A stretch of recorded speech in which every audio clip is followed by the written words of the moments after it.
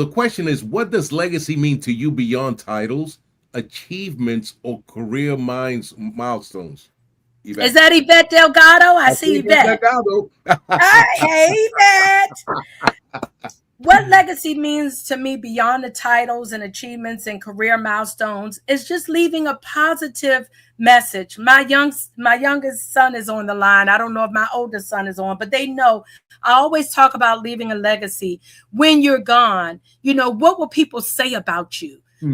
What would they remember about you? So many times people retire and then, next year somebody mention your name and say, who is that? Who is that person? I don't recall that person. So it's so important to me in leaving a positive legacy where people will always remember you. I have positive things that I have done. And Yvette, I love telling this story as well. One of my legacies that I will always have at the IRS is that I created what was called a Detail Opportunity Database.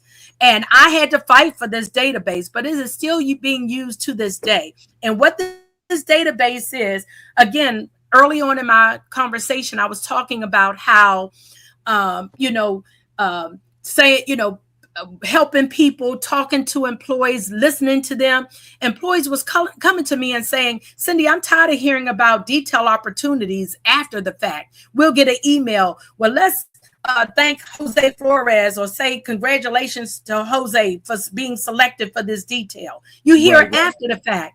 So I came up with this database and I went to my commissioner and said, why not create a database where all detail opportunities be put into? I said, so all managers who are doing any type of hiring, put it in a database so all employees will have an opportunity to see and apply.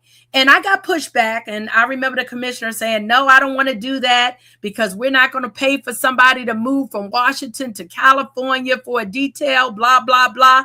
Well, Cin-dee, I came up, I had my options and I said, okay, you're right. We're not going to pay for them to go on a detail. But how do you know they don't have family members that live in California that they can stay with to, go into the detail?